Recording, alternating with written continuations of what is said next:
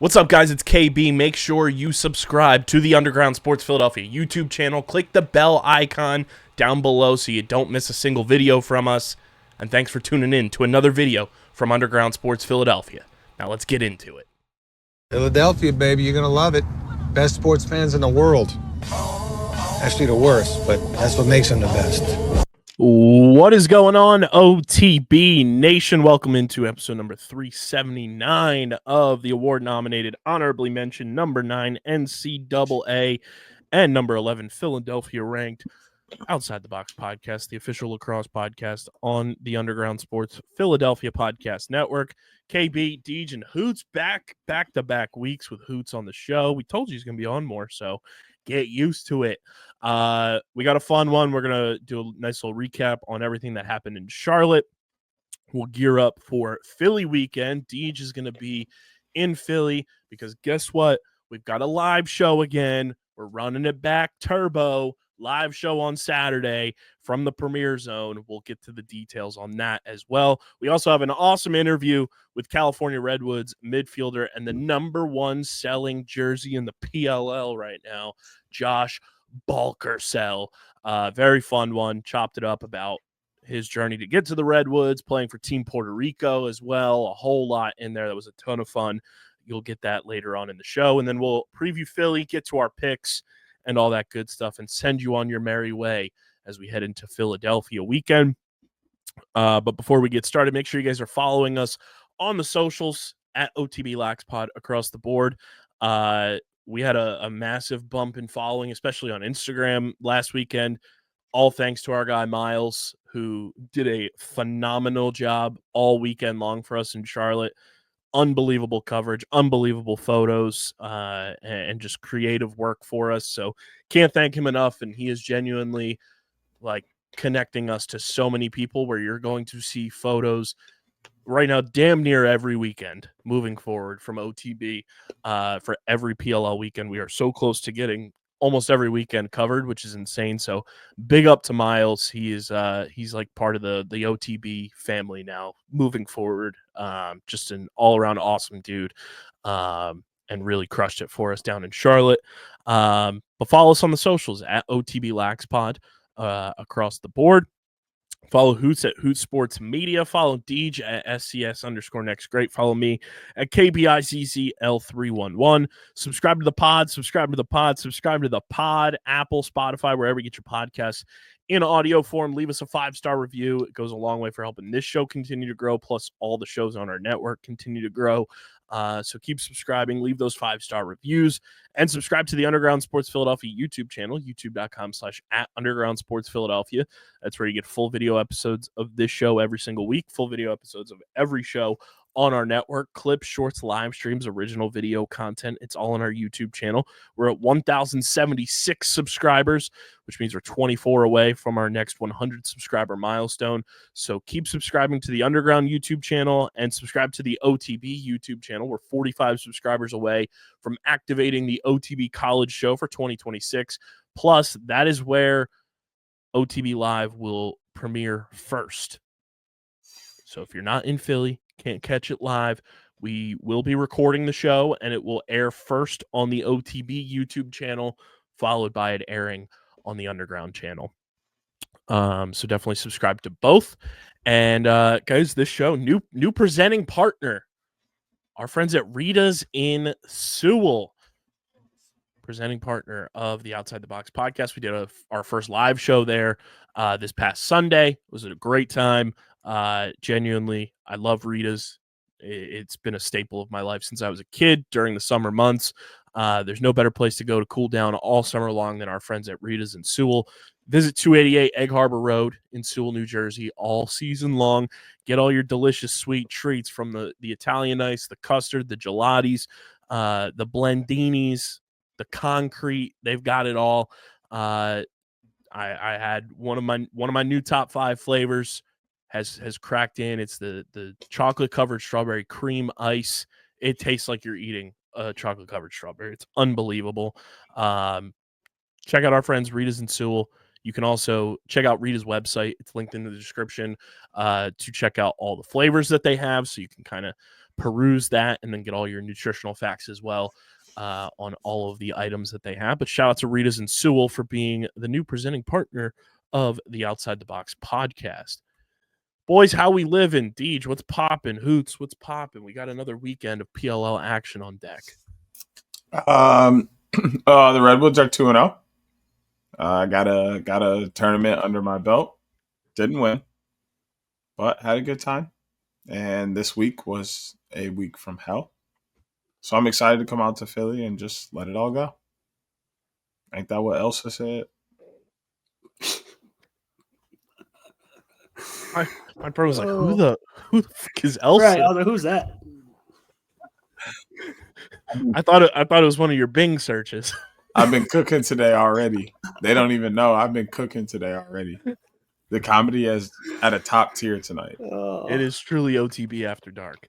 Facts. Hilarious. The people love OTB after dark. That is a certified absolute fact. What's popping, Hoots? How we living? Personally, I'm living great. Outlaws are 0-2, so that's fun. Otherwise, I'm like getting over a sickness, so that's been frustrating, but can't complain. I won't be able to watch the Outlaws game this weekend either, so that sucks, but whatever. I don't know that I'll be there. I'll be there for you to keep you up to date on all the goals. You know, only if we're winning. I don't want to hear about anything else. Like, we'll be sure to update you. If I get no text from you, that I'll know what's happening. Yeah. Oh, that's hilarious. Let's put a little bow on everything that happened in Charlotte. Our PLL wrap-ups, always brought to you by our friends over at Buff. Guys, starting to heat up.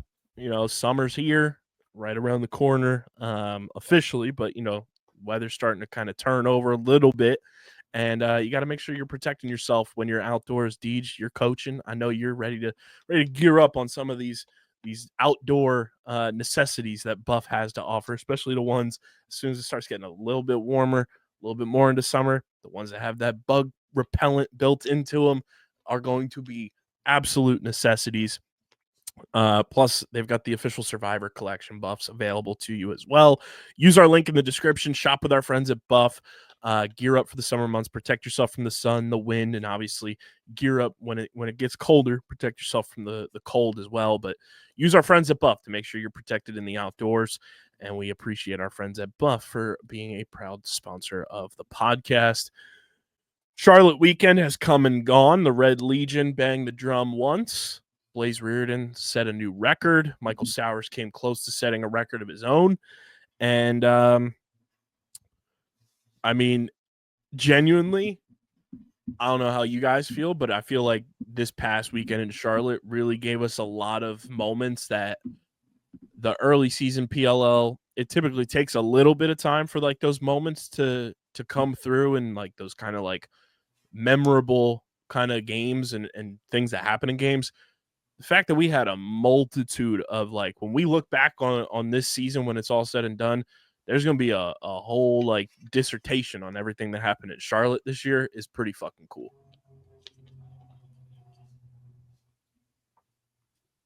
I didn't get a chance to like really watch these games the way I wanted to because I was coaching this weekend. So in the midst of all of that, I was able to catch bits and pieces. But the parts I watched were exciting. I did watch most of the Redwoods game, so I was ecstatic about that. But I was stuck watching it on my phone at Topgolf, so I wasn't able to be as open on social media and active as I would have liked to have been, because that was an extremely fun game to watch. And then looking back at some of the other games, I think it's going to look more like a turning of a tide week later in the season. I think people are going to look back and go like, oh, like Carolina kind of made a lot of teams. And I think it's just inadvertent with the way that teams will pan out from here, just based off how they played the first couple of weeks. Yeah, I mean, like, we get Blaze setting the new single game saves record with 25, breaks his own record. We get the Marcus Holman buzzer beater just crease dive logo. We get Chris Cav between the legs, sicko mode. Michael Sowers 7 assists game. Like there was so many just like, and it was every team. It wasn't just like one singular team doing something. It was like multiple teams throughout the weekend that it was like, holy shit. Like we're going to look back and be like, damn, like you said, like Charlotte was like a drop a pin moment on the season. And for that to happen in week 2 is pretty cool. But you know, it all got started with that game. Hoots, I know it's a sore subject.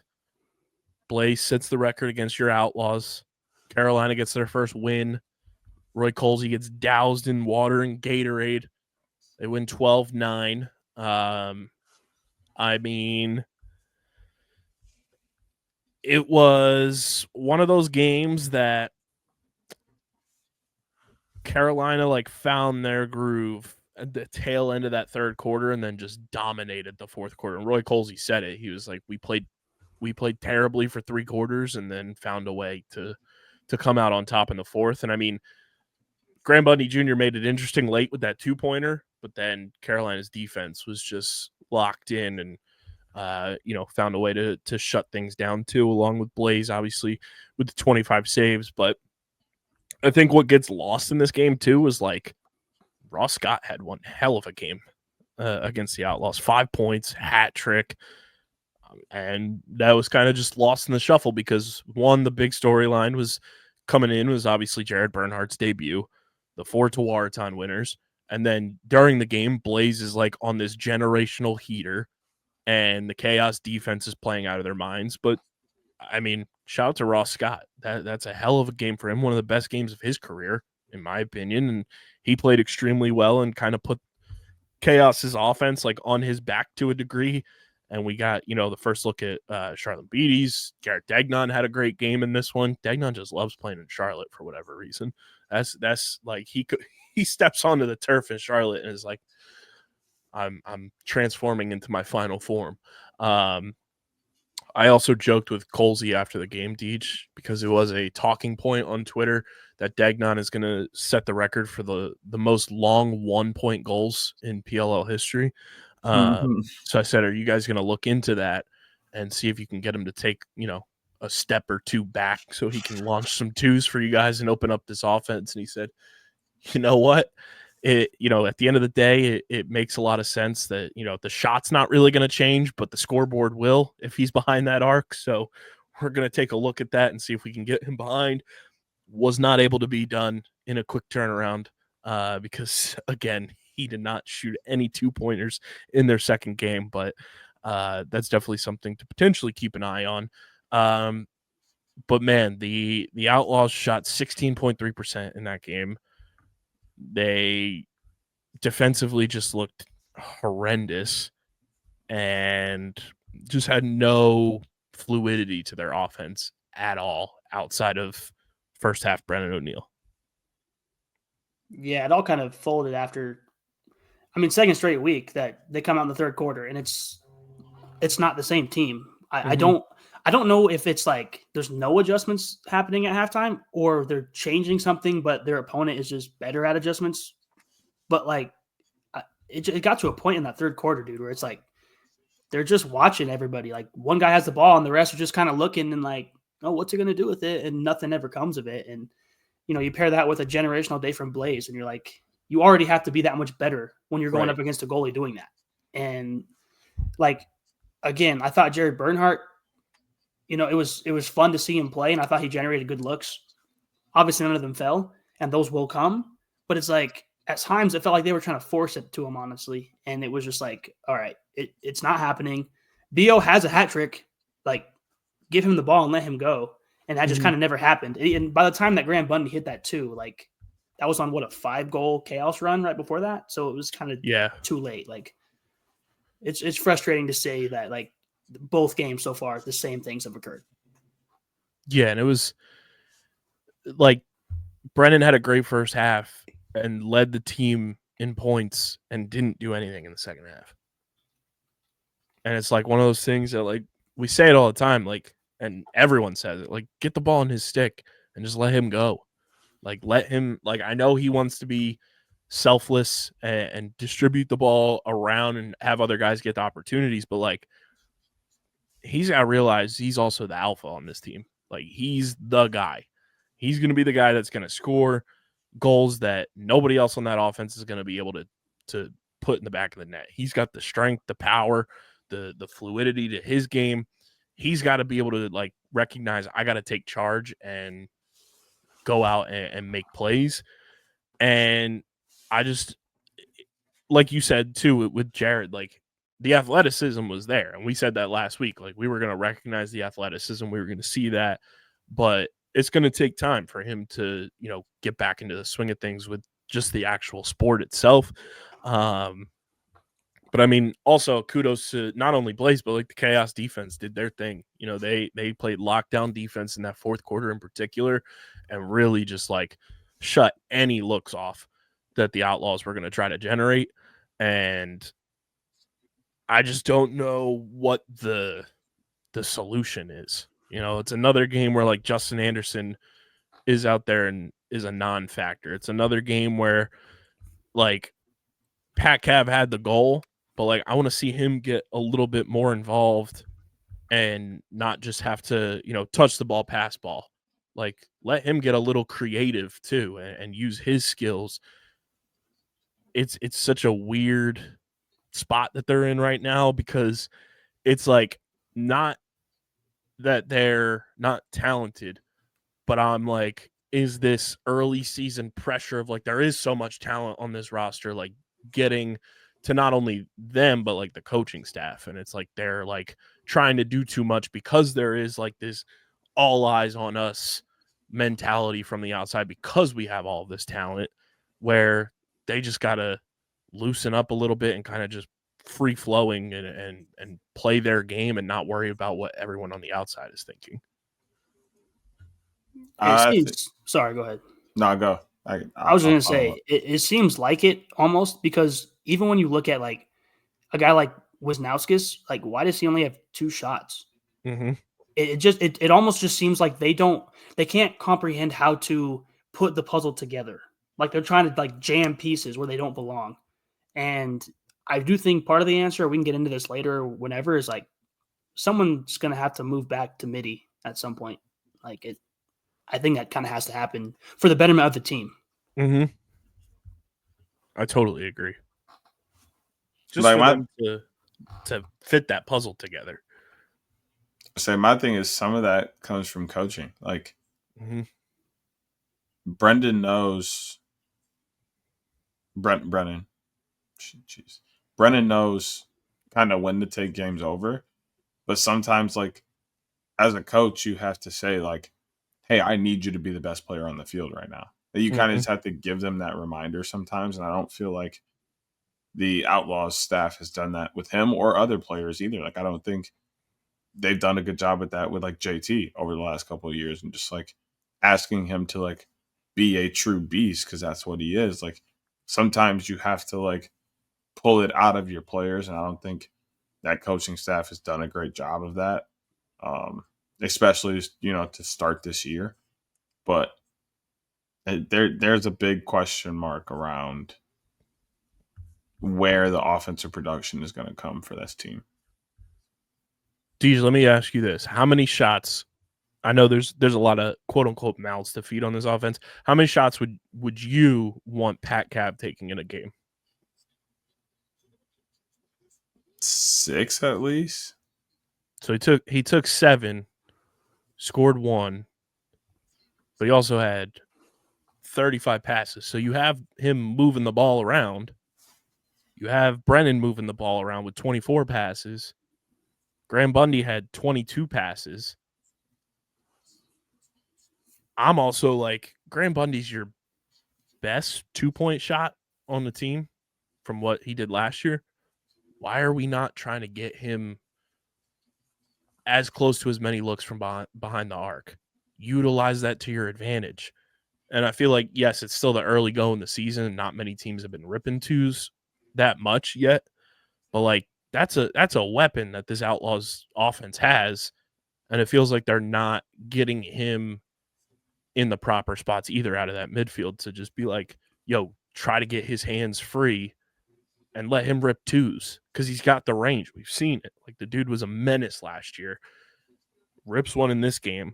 That's got to be part of their offense. Like, you have to try to scheme him open from beyond the arc and, draw defenses away from him. You have the talent to do it too, and be like, oh, here's Graham Bundy, boom, 15 yards out, bang one in the back of the net. And I get it's Blaze in this game in particular, and like, he was on one, but just in general, to get this offense going, give it a little life. You saw what that 2-pointer did, late in the game. It was like, oh, this game's not done yet. I think that's got to be part of this formula to get this Outlaws offense going, is getting Graham Bundy cooking from two again. I just think it's hard to pull twos at a short stick in this league because, like, it just gives so much time for the goalies to read it. Like, I think the two numbers have consistently dropped over the last couple of years because, I mean, the goalies are just getting better. And you're going to need, that 2-point arc at 15 is what they see. That's what they like. They like shots 15 plus. They can track the ball and save it. So it's just so tough to say that, like, that's what I just think they need to, like, initiate more from up top. I think they initiate a lot through their attack, understandably so, but, like, just force your middies to dodge and force them to be in the action. That kind of, I think what's happening is, like, they're kind of defaulting to this, like, Toraton idea, and a lot of guys in the offense aren't, like, getting the true burn or like designs for them to be successful. Yeah, Justin Anderson's too talented of a player both ways as a midfielder to, like, just be out there doing cardio. Like, the fact that he's not getting open, like, we know he can score. He can be creative. Like, why is he not getting more involved out of the midfield? Like, he's a guy that should be a focal point of the midfield from an Outlaws, like, offensive approach. And for 2 weeks now, he's just kind of been a non-factor. But a good win for the Chaos. That was one of those games too that I think it showcased what Carolina can be capable of if a lot of things go right on the defense and they can play from ahead. They're a totally different team when they're playing from ahead than they are from behind. And I know that sounds like cliche, but, like, this team in particular, when they can kind of be loose and not worry about playing catch up, they're a much different team. They still have a lot of flaws, which we saw in the game against California, but at the end of the day, like, this is a good win for them. This is a building block win for a new era of Chaos Lacrosse. And I'm happy for Roy Colsey. Like, he's been awesome to us so far, and to see him get that first win and the love that he got from the guys, after the game was really cool. So congrats to Coach Colsey and congrats to Spencer Ford. First win of this generation of Carolina Chaos Lacrosse. Nightcap, Water Dogs 16, Whip Snakes 12. I mean, this looks like a different Water Dogs offense all together than what they were last year. Last year, they didn't record a single game where they registered 16 points. First game off the rip, 16 points. The boy, Matt DeLuca, gets the nod to start in the game. Goes absolutely sicko mode, especially in that second half. Whip Snakes only scored one goal, and it was at the beginning of the fourth quarter. And, I mean, let me pull up Matt DeLuca's stats here. 12 scores against, 62.5% on the save percentage, 15 saves. He looked awesome out there, and as soon as he started getting in the groove, he was unbelievable. I was very impressed with Kenny Brower's debut. He looked like he didn't miss a beat from being injured last year. Jimmy Freehill, Hoots, that dude's a demon. That dude's a demon. Who would have guessed? Absolutely awesome debut from him. And Deej, we said it last year when we watched him make his debut in Philadelphia, and our guy Brian was waxing poetic about him on Stick Talk. Marcus Hudgens is that guy. And I know you hate that he played at Ohio State, but man, oh man, is he a dog. Yeah, I mean, he's been great for them, and I think it's made it easy for them to kind of be able to move Eli Gobricht over to short stick and kind of manage some of the injuries and missing guys they have. when you have depth. I think that's kind of been the key for the Water Dogs to continue to have success is depth. And the depth is skilled. Like it's not a big drop off between one guy and the next. Everybody can play, knows the systems, knows the game. And Marcus Hudgens is a great example of that. His number got called. He stepped up every time it got called, played good ball, and was just waiting for another shot. And he's taking full advantage of this year. He was great. Thomas McConvey was awesome in this game. Hat trick. He looked like the Thomas McConvey that was getting hyped, out of college as being like a generational type talent for any team that he would end up on, whether it was NLL or PLL. There was a lot of questions about him last year. There was rumors swirling around that we heard whispers that some teams were trying to acquire Thomas McConvey from the Water Dogs. Bill Tierney said he was injured last year, which I fully believe after watching him play in this game because he looked unbelievable, fits this offense perfectly. And I think that was the number one thing that stood out to me about the Water Dogs, like operationally on offense. They finally spread the ball around. It wasn't just Michael Sowers, Kieran McCardle, or the offense dies. It was Sowers facilitating. Kieran had 4 goals in this game. Jack Hanna had a hat trick. McConvey had a hat trick. Jake Taylor is just an absolute sicko, and his 2 goals were unbelievable. Ben Weyer in transition scores. Connor Kelly scores on a disgusting question mark goal. Stathakis scores the first goal of the season for the Water Dogs. Who had that on their bingo card? And they did this with Zach Courier taking 1 shot. They did this with Michael Sowers taking 4 shots. They got everyone involved on offense. And I think that is going to be where the Water Dogs really succeed, is when they play team offense, because they have so much talent on their offense. When they get more guys involved, it's going to make it more difficult for defenses to really key in on who's going to be, quote unquote, the guy week in and week out. And this was just an awesome game to kind of get rid of that bad taste in a lot of people's mouths that they had about the Water Dogs after last year. And Bill Tierney said it before the fire alarm went off in the press conference. I ask a question and boom, fire alarm goes off. But he said that they've been talking about this game since September of last year. They've been talking about it since the season ended, that once game 1 rolls around, we're going to be ready to go. And they looked the part. They dominated the second half. They literally made Jim Stagnita pull Matt Rambo in the third quarter. And they asked him on the sideline, why'd you pull Matt Rambo? He's like, he hasn't done anything. And you could just tell the frustration was there with Stags. And all around, awesome game. Bonus for the Whip Snakes. They scored 3 2-pointers. Very, very anti-Whip Snakes ball. Although they did trade one of the guys that scored a 2-pointer this week. We'll talk about those 2 trades that happened as well in a little bit. But positive. TJ looked good for the Whips. Brad Smith looked good from 2. Everything else, though, is I'll also give Aiden Carroll. He looked pretty solid as well. 2 goals in this one on 3 shots. He's been good in his first couple of games so far. Everything else has been a train wreck almost for this Whip Snakes team. And that's not just the offense. The defense looked really bad in this game. I'm still kind of perplexed why Emmett Carroll got the start in this one. We didn't really get a definitive answer from Stags. Not that I expected one, because that's just how he kind of rolls. But Emmett Carroll looked really flustered in this one. And we were talking before we started recording too, the defense in front of him did not play well at all to even give him a shot. But he was, that was a bit of a head scratcher when I saw that Emmett was getting the start, and then seeing the way he played, I was like, oof, not an ideal debut for Emmett Carroll.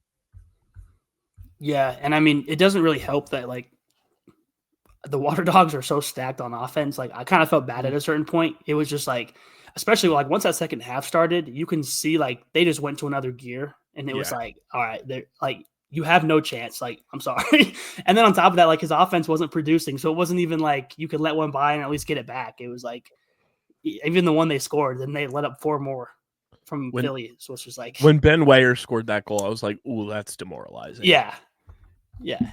Like that was the old Dominique Alexander demoralizer from the old school Archers days. Ben Weyer going coast to coast and ripping one the way that he did at the end of the third quarter. I was like, oh, it's probably over now. It's a wrap here. But I mean, on top of that, like I thought, even though he went 10 of 25, Staff held his own against Nardella, and I think that's a positive sign for the Water Dogs. And like I said, like I was very impressed with Jimmy Freehill, and I think he earned, he's starting again this week. I think he earned that. We'll see, Ryland Reese probably play on Saturday. But I mean, just top to bottom, the Water Dogs looked like a complete team, and the Whipsnakes just look like a team that is like searching for answers outside of TJ Malone, Brad Smith, and Aiden Carroll on offense. And then the defense was just not good at all. Yeah, the defense didn't look great to me at all. We talked a little bit. Tim Muller looked pretty solid, but besides that, everybody really was getting beat all over the place. The Water Dogs were kind of just creating all over the place and then being able to move it after a slide, creating a lot of easy goals for themselves. They looked very good on the offensive end. I think the Whipsnakes' defensive problems are coming from the offensive end, though. I don't think they're generating a ton. I think it's very similar to what we saw with the Redwoods last year, where the offense was struggling.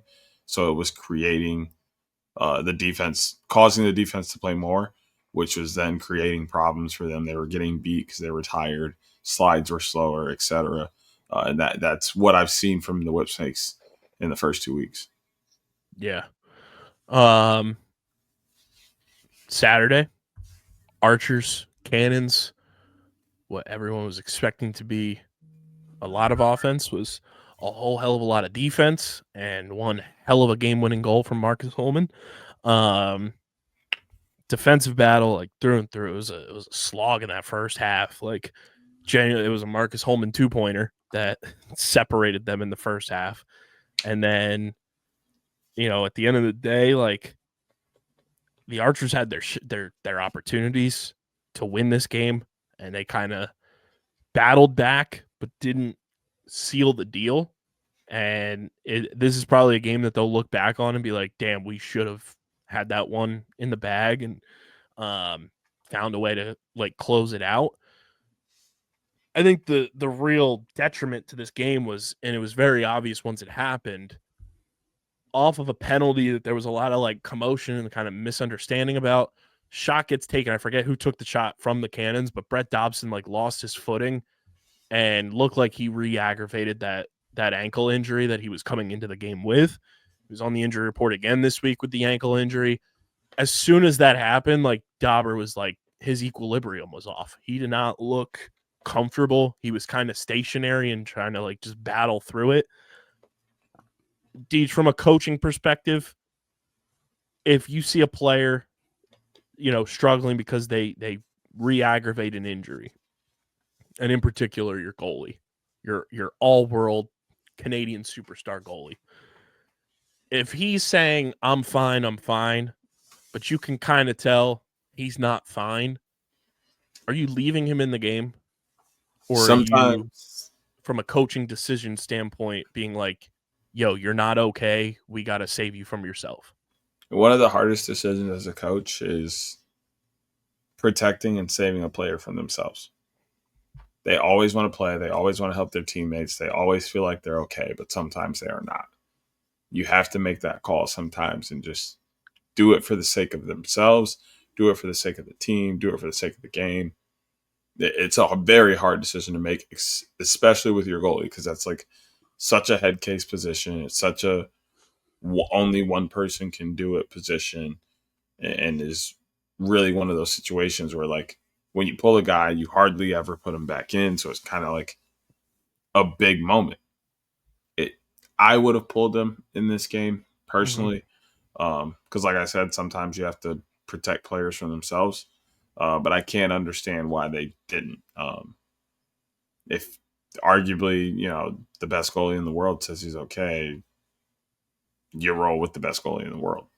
Yeah. And I mean, it's not that he, at the end of the day, he finished 65.2% on his save percentage. He had another 15 save games, so he's 14 of 27 now in his career that he's had at least that many.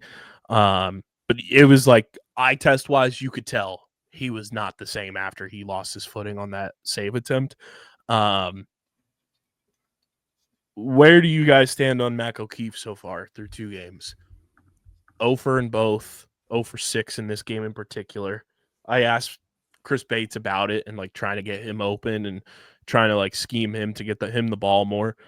I was like, was it a decision for this game to try to have him take more shot? Like he doubled his shot production from last week. He had 25 touches versus 12. 6 shots this week. I think he only had 2 in Albany. And Bates basically said like he's gripping his stick a little bit too much. He'll find a shot, which I fully believe. Like that's Mac. Once he finds his placement on the field and where he wants to snipe from, he's gonna find it. But I think that's kind of part of this Archer's offensive woes right now. Outside all Grant Ament injury aside, like it's not ideal that first 2 games Mac O'Keefe's gone 0 for in both. They got to try to find a way to get him going if they want to really like get this offense clicking again. And Tom Schreiber talked about, at the end of the game, towards the end of the game, he had opportunities to, sink some shots and turn the ball over once. And he's going to look back on those and really like blame himself for the loss. But I think if the Archers offense wants to get going, they got to get Mac, finding his shot again. Positive for the Archers, Dyson Williams hat trick. He looked awesome once again. Matt Moore had 2 goals in this game. And I mean, you could tell that they were missing Grant Ament. Like when this team doesn't have Grant, they're a different team. And when they're missing Grant and Mac O'Keefe's 0 for 6, they're also a very different team. With Mac, it's like I'm not worried about it at all. I have no real opinion on it. My opinion is very similar to how I felt about Kobe. He's a shooter. Shooters hit slumps. Shooters are going to shoot their way out of slumps. They're going to keep shooting. That's what they do. I thought you were talking about Kobe Smith for a hot second. He's going to be okay. And once he starts hitting, then things are going to get dangerous because he's going to have that confidence and that swagger back, and then he's really going to explode. So I have no real concerns with Mac O'Keefe at the moment. I feel like that breakout game, like that, I shouldn't say breakout game, but that kind of settle in game. That welcome to the season moment. Yeah, it could come this week or it could come next week or in a couple of weeks. But once it comes, it's going to spark an offensive explosion from him. Yeah, and to add on too, like we're not going to act like the Cannons defense isn't what the Cannons defense is either. Mm-hmm.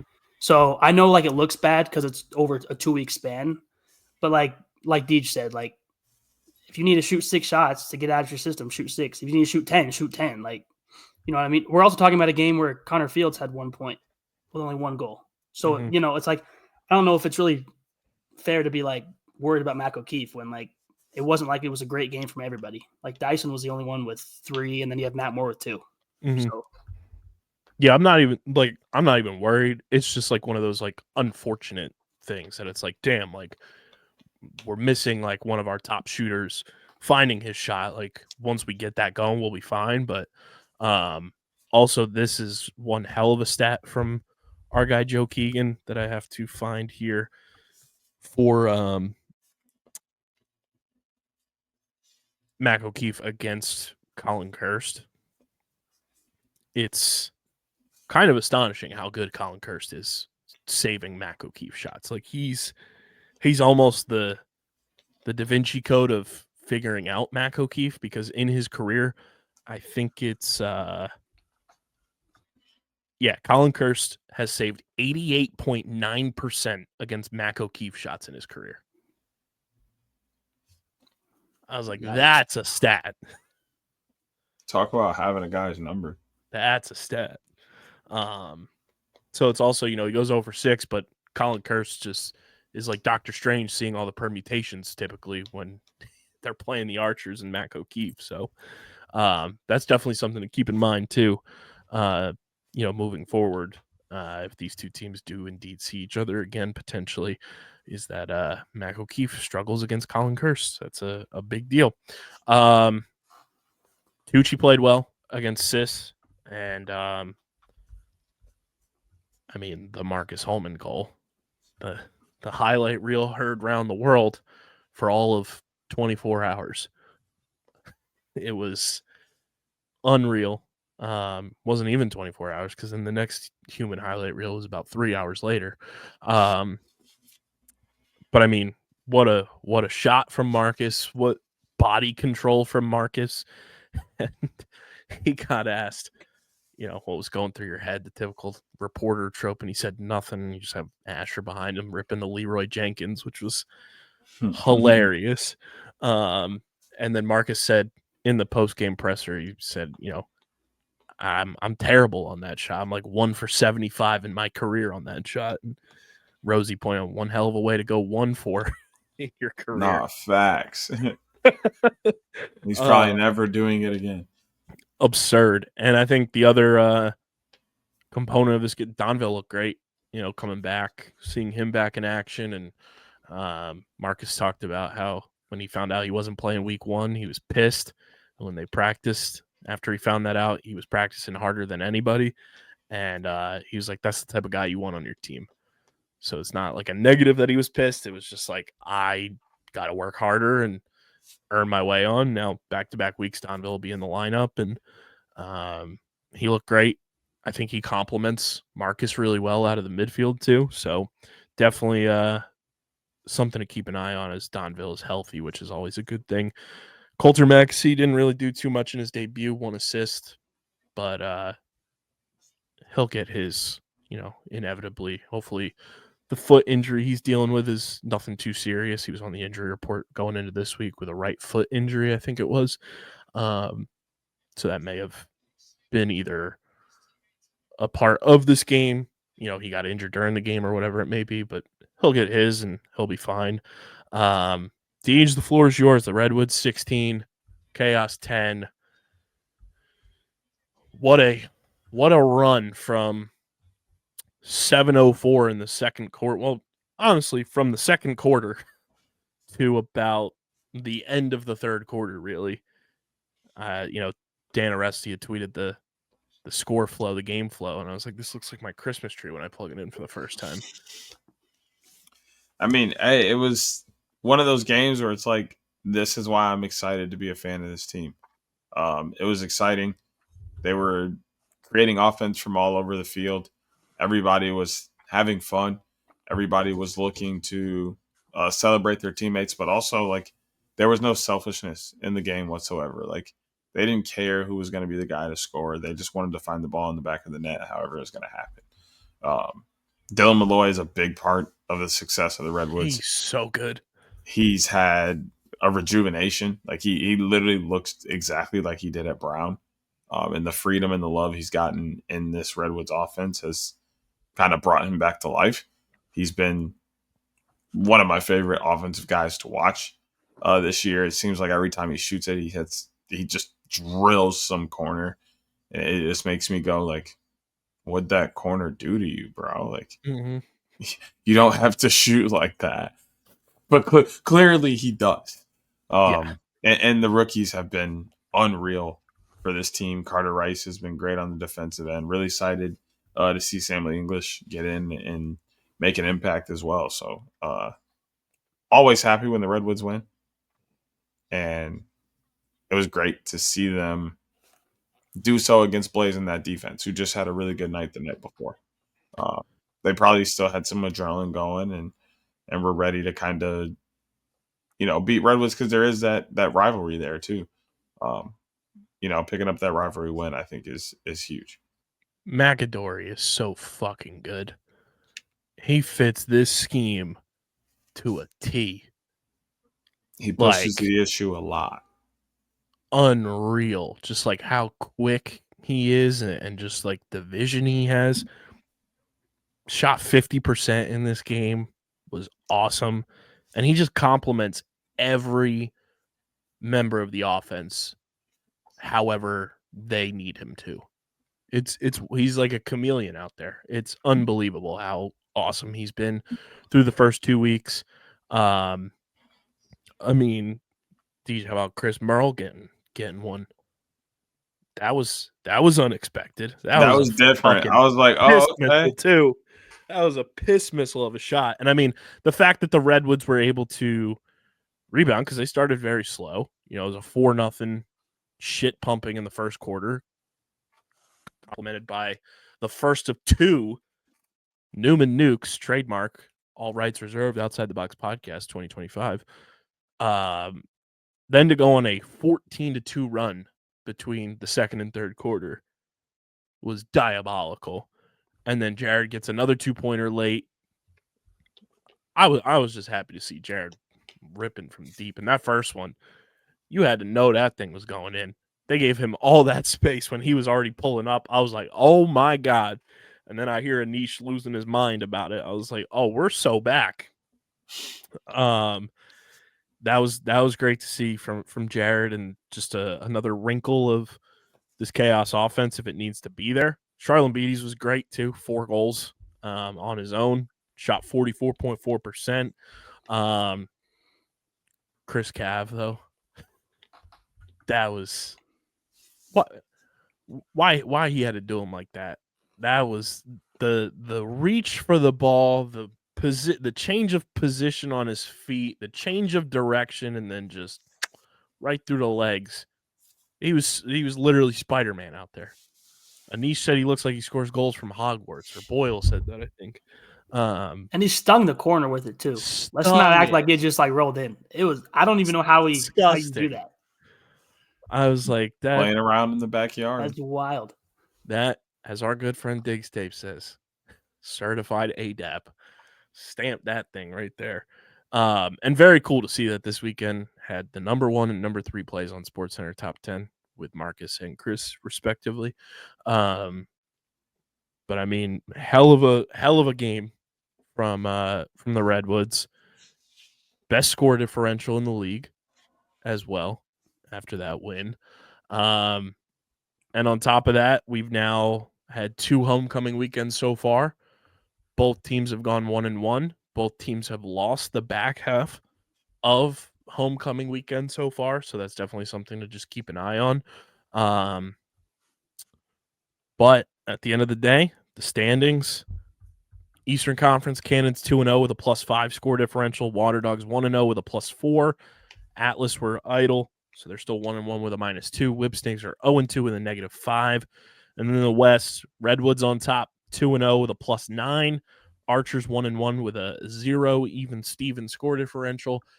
Carolina's 1-2 with a -5, and Denver 0-2 with a -6. On top of that, going into the week, this week we had some news, and if you want to keep up to date with all of the news going on around the league, you got to download the PLL app, guys. It's the number 1 place to get all the latest news, notes, and updates from around the Premier Lacrosse League. You can play PLL Fantasy against Deej, Hoots, myself, and a bunch of people that are listeners of the pod. You can answer daily trivia, level up, earn experience points to unlock awesome perks and benefits in the app. Download the PLL app in the App Store, Google Play Store, and then when you go to the redeem code section, type in OTBPOD, that's OTB Pod. You'll get 500 XP on your account. So again, download the PLL app, go to the redeem code section, type in OTB Pod to get 500 XP on your account, and keep up to date with everything going on around the PLL through the PLL app. Some news, trades, and an unfortunate retirement happened this week. We'll start with the trades. 1-for-1 draft pick trade. Scott V. Smith, as it seems like he's going by, traded from the Whipsnakes to the Carolina Chaos in exchange for Old McDonald.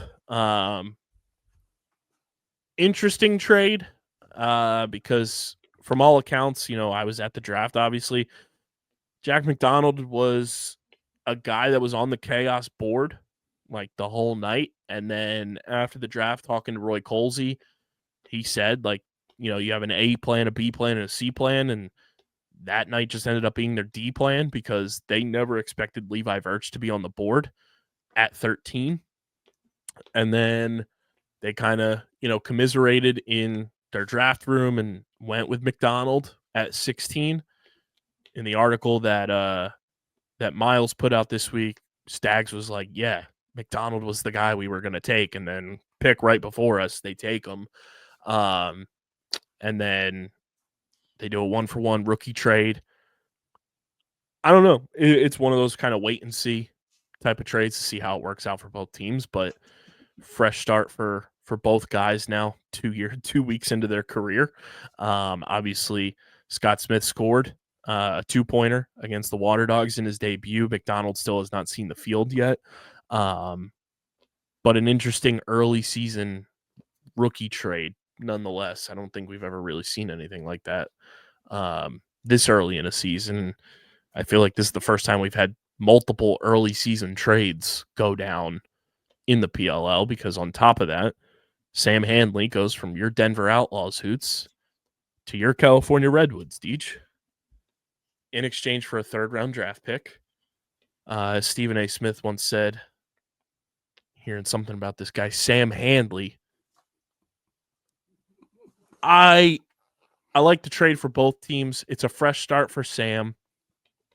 If Sam's from Oregon, still lives there by all accounts that I'm aware of, so like getting guys closer to in market and everything. California is obviously the closest. Not that like Denver's, across the country, but I think it's a fresh start for Sam. And when you bring in Jared Bernhardt, I feel like it's almost like the writing's on the wall. Like one guy's going to be an odd man out every single week, and Sam's a pending free agent at the end of the year too. So I think from Denver's side of things, you got a draft pick for a pending free agent. And for California, you now have, 8 games to see what you have in Sam Handley and see if he fits his team and if you want to decide to re-sign him or not. I have nothing to add. I mean, like you said, it's like he's the odd man out. To me, like it was going to be him every week. Just why not play the younger guys? I say young like Sam's old. He's not old, but and like you said, it's good for the Redwoods as well, because it's like a free trial, so you have nothing to lose. And if he's good, then cool, you sign him back. And obviously, we saw what that did to Romar getting bumped off the game day. But I mean, they have a lot of options to play around with now. So, Deej, how do you feel about another big giant midfielder in this Redwoods midfield? If he comes in and produces, I don't care. I'm tired of trying to fight it. It's obviously a part of the DNA. Just come in and produce, and I have no problems. Don't mess up what is working. That is my only thing. If he comes in and we lose, I'm gonna be angry. And I mean, no slight at Romar. Like he's 0 for 12 on the year shooting. I mean, you're not really changing much per se. Like you're putting in a guy who hasn't really had an opportunity this year to get going versus a guy who's 0 for 12 shooting. So maybe you're recouping some of those possessions. But we'll see. I'm excited for it. I think it's a fresh start for a guy who coming out of college had a lot of hype, a lot of, buzz around him. There was talks that he could have been the number 1 pick at one point. And he gets a fresh start for his career, and Denver gets a draft pick. I think it's a win-win so far. Obviously, the trade won't be fully complete until that draft pick is used by somebody. But I'm excited. Sam's going to make his debut this week for the Redwoods, still wearing number 26. So looking forward to that for sure. And then the unfortunate news that came across the docket this week, Tucker Dordevic had to medically retire from the PLL. Deej, we were there when that happened, and it's still a day that, like, whenever Tucker's name gets brought up, like, it plays back, and it was just, you felt it in the stadium that it was just not good from the moment it happened. And then for someone with so much promise and talent to unfortunately have their career cut short like that, sucks on so many levels. But at the end of the day, I'm sure I speak for all of us. I just hope Tucker has a safe, healthy, and just smooth recovery from the jaw injury and is successful in whatever he, continues to pursue in this next phase of life. I know he has, a 9-to-5 job as well, but just getting back to kind of the normalcy of everyday life too, and just making that as smooth of a transition as possible. But from a, fan of his game and a fan of him as a person, like, absolutely sucks that happened. Yeah, I mean, it's a tough scenario, and it's not easy for really either team. But you kind of just got to make the decisions, and that's a part of the sport. I think the Outlaws are almost in not necessarily panic mode, but they're just desperate, making decisions that, like, they're like, oh, we need something now, so like let's start fixing some things. Let's start changing things because what we're doing is not working. And I also feel like they're like running out of space is kind of how they feel. Like, we don't have enough space to occupy all these guys to their full capacity. So let's offload some of them and really take advantage of the guys that we have. Everything you just said makes a ton of sense. It just has nothing to do with Tucker Dordevic. You're right. Oh, that is exactly what we're talking about. And it's funny because I remember him saying we were there, and I was like, yeah, I want to talk about us being there and seeing it. Oh, this is a real OTB After Dark. My Jesus. I mean, nothing you said was inaccurate. That's why I would let you go, but no, like it was scary. Seeing that hit, we were right on the sideline because there isn't really any space in the press box in Baltimore. So we literally were like right there. The ambulance had to come out and everything, and like it just, you could feel all of the emotion come out of the arena. You could feel kind of everybody realizing how big of a deal it was. And I remember turning to KB and going like, that was really bad. Like, I was like, it's going to be a while before he's back. We couldn't really see it, but his jaw was like hanging. Like it was really bad. I just don't like some of the rhetoric that's been surrounding it. I get it. I just think maybe we should wait a little bit, spin the block on that in like a week and be like, hey, really sucks this guy is no longer playing, but like, can we have a conversation about this? Not like the day he decides to do it. Let's not quote tweet the retirement post with, oh, well, maybe you should wear your chin strap correctly. Like, what are we doing?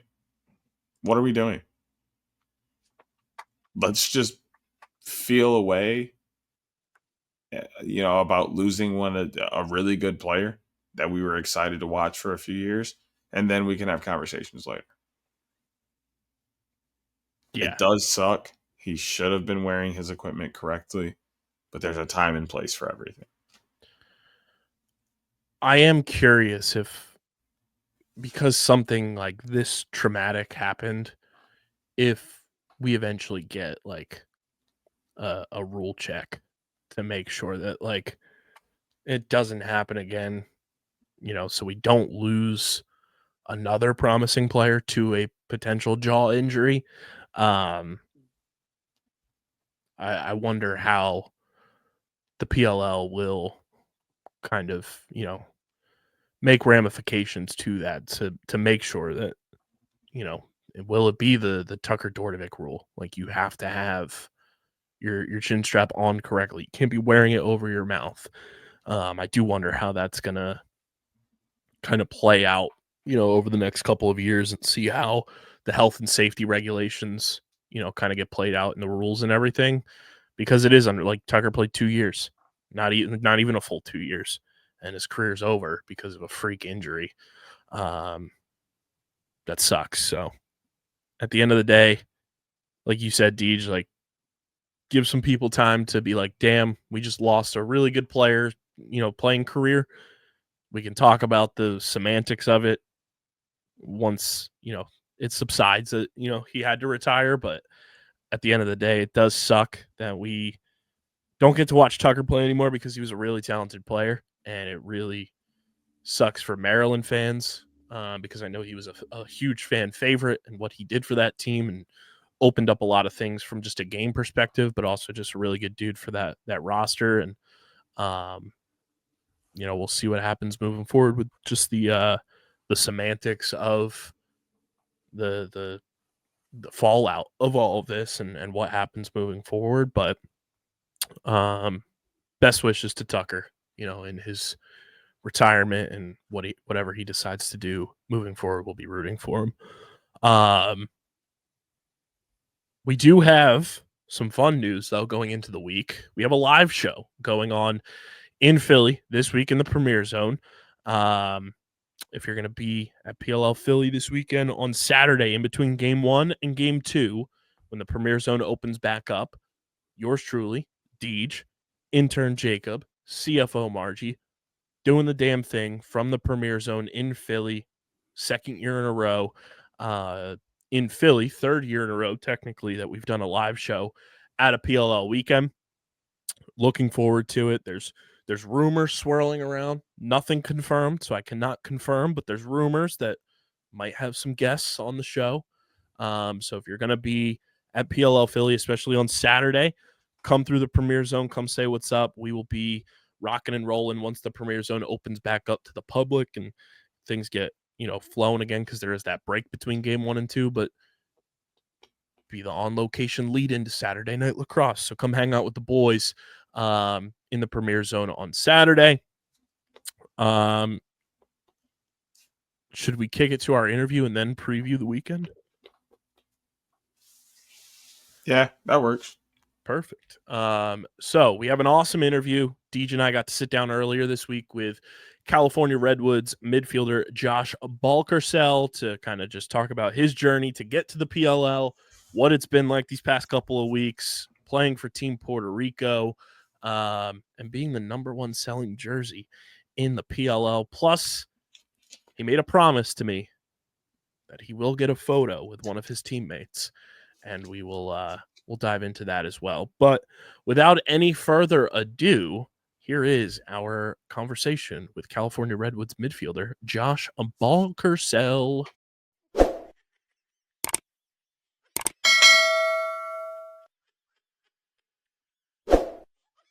All right, everyone, we finally got another player interview on the pod. It's been a minute since we've had one. Deej and I did a little back research. Last time we had one was last season, outside of a couple media day interviews during the NLL season. But we are ready to rock and roll with the biggest story from the 2025 PLL season thus far, and that is Josh Balcarcel from the California Redwoods. Josh, thanks for hopping on, man, and what a whirlwind of a couple weeks it's been for you so far, man. Yeah, definitely. I'm super excited to talk to you guys, and yeah, really quick turnaround and living the dream right now. So no complaints. Deej is a Redwoods fan. I will give you the floor to chop it up with the greatest story in the PLL so far. I just want to say, first off, it's been a fantastic start to the year.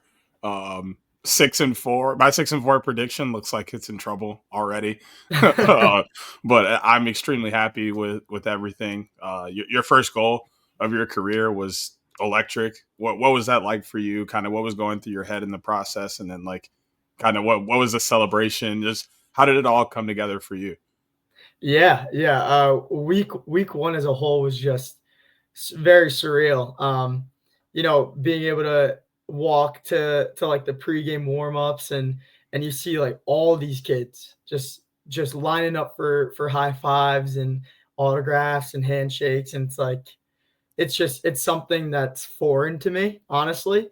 So right off the bat, just walking out of the locker room, and seeing that, it's like it just kind of slaps you in the face in a good way, of course. So then and then that kind of set the tone for the rest of the night. And when I was able to put that one in the back of the net on that short clock, it was kind of just like the cherry on top, honestly, because I was having a blast all day, enjoying every single second of the experience, and then to be able to can one at the end was just amazing. So what was training camp like, being able to get in that group and settle yourself into the locker room?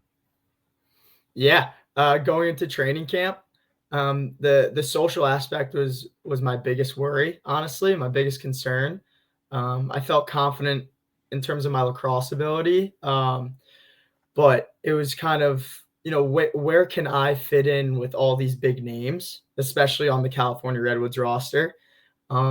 And all of that, honestly, all of that concern, all that worry was pushed aside immediately when Cole Kurse was the first guy that greeted me, and he's the most stand-up guy you could possibly imagine.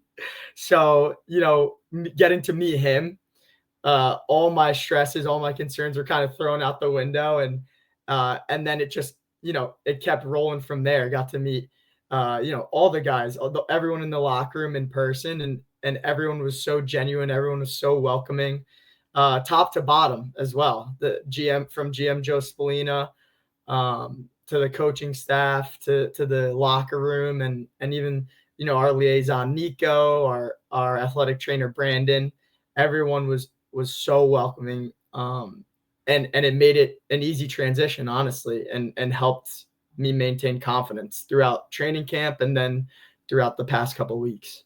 Before I turn it over for a second, who's your favorite vet, and then who is your favorite rookie so far to play with? Yeah. So I'd have to say two of the favorite vets are Garnsey as well as Dylan Malloy, as you would expect. Those are two guys that, I've watched a lot of their play, back in middle school and the early high school years. I was at the Final Four game when Dylan Malloy was playing on that broken foot and was still able to put two in the back of the net. So, having the ability to play with those guys and even just build relationships with them is it's insane. It's insane because you just know them from your past on the lacrosse field and the athletes that they are. But now being able to get a behind the scenes look and build a relationship with them is even more mind blowing. Sorry. And then rookies, I forgot. Rookies playing with McAdory has been unbelievable. Just, I feel like we have a very similar style of play. So, being able to bounce ideas off of each other has been great, and just, motivating each other to, we can beat our matchups, like looking at each other, a little pep talk here and there, like take this kid, like we can win our matchups. We can put some in the back of the net. And then Chris Cav, playing with him has been unbelievable. His knowledge of the game is some I've never seen before. He is a rookie, but he plays like a vet. And I think that says a lot about the player he is and his IQ on the field. You talked, last week, Josh, when we were in the press conference, you said once, you guys lost in the tournament, you didn't know where your lacrosse career was going to go. You get that call to go into training camp. And then last week in Charlotte, you're sitting in a, full-blown live stream press conference, bright lights, PLL shield, Gatorade logo behind you, microphones in your face. What is that kind of realization like as, you're going through the process of, your college career coming to a close? You get that late call to go to training camp, and then 2 weeks into your career, you're a featured player in a post-game press conference for everyone that's a PLL fan to see. Yeah. It was, like I said, it was such a quick turnaround. And like you mentioned, lost in the semifinals in the MAC tournament. The draft had passed, and then, the undrafted signees kind of went, and I thought the window was officially closed. I thought my career was over. And and then getting that phone call from my head coach, who was in contact with Joe Spallina, and then hearing that I had a shot, and was going to make the training camp roster.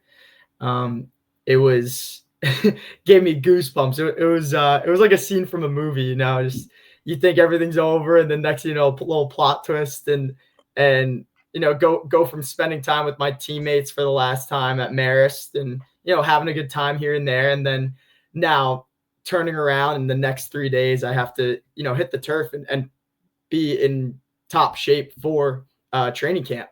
So super quick turnaround. Honestly, didn't give me too much time to think. Just kind of had to, my mindset going in was just control the controllables, put one foot in front of the other, and turn heads, show what you can do. So that was kind of my motive. That was my goal, and was able to successfully do that. And now we're here. So it's been a whirlwind. And yeah, like I said, super quick turnaround, and I'm just riding the wave. I'm enjoying every second of it, and just taking a step back here and there, and really appreciating everything that led up to me getting to this point, because it's been a lot of hard work, not only from me, but the people that have helped me get here, my coaches and my teammates and my parents and family. So from social media and everything, your parents seem like the coolest people, you know, on the planet, with how supportive they are and just like in your corner. And like, I feel like any kid, for the most part, that's played sports, whether it's, you know, at the youth level, high school, college, like when you have that support base from your parents, it makes it all the more worth the grind and the hustle and everything. How like special of a relationship is it with your parents, and how supportive have they been throughout this whole process, and what's it been like for them to kind of see you kind of achieve, you know, the ultimate, you know, pinnacle to get to the PLL and be playing lacrosse professionally that you've devoted so much of your life and time to? yeah, it's been amazing. I come from a very tight-knit family. My parents, and then I'm the youngest of 4, so I'm the baby of the family. Everyone from my twin sisters to my older brother to my parents, that it's been such an emotional ride. Even giving them the news that I made the 25-man roster, FaceTime them at the dorms in Albany, and gave them the news the day of, and you know, my dad starts crying a bit, and the whole FaceTime just starts shedding happy tears, me included. And that was honestly when I realized how big of a deal it was, not only for me but for my family. You know, because they're in that moment, I bet they were reflecting on just the journey as well that it took to get there. So it's been unbelievable, and just being able to see all of that emotion, especially at week 1, you know, I'm looking in the stands, my dad's crying as well. Like the tears just haven't ended, really. And it means a lot to me, just being able to look at my family and know that I'm making them proud, and know that I'm supposed to be, or I'm where I'm supposed to be, and, you know, following God's plan. And it's just been amazing. The support my family shows, win or lose, they're always, you know, giving me a pat on the back, and just embracing me with a big hug, and appreciating me just playing a game I love. It's been a talking point on the broadcast the past couple of weeks. You're the #1 selling jersey in the PLL.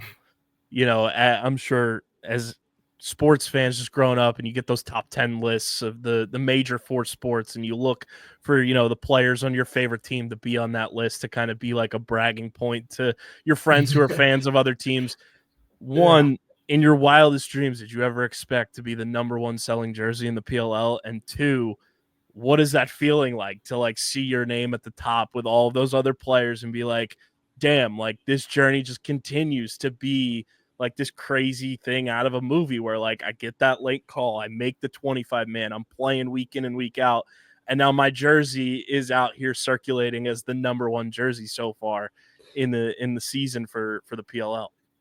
Yeah, it was just such a random stat that, like, that was something that was on the back of my mind. You know, I just made the 25-man. So now just trying to fight for that 19-man spot. So just kind of in go mode, and in terms of just continuing to make the right plays on the field and build my relationships with the guys. And I remember hearing that it was like towards week 1, after the 25-man roster was established, and I hear that stat. GM Joe Spallina is the one who brought it up to me, like joking around with me, busting my balls, and I'm like, that's just insane. It's insane.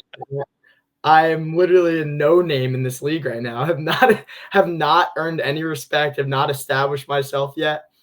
And yet I have people buying my jerseys. And honestly, all the credit goes to, the people in my circle, which is, the Marist alumni, my Marist teammates, coaches, and then even the Puerto Rico Lacrosse crew, coaches there, and my teammates there. And then obviously my family and relatives. So just a huge support system.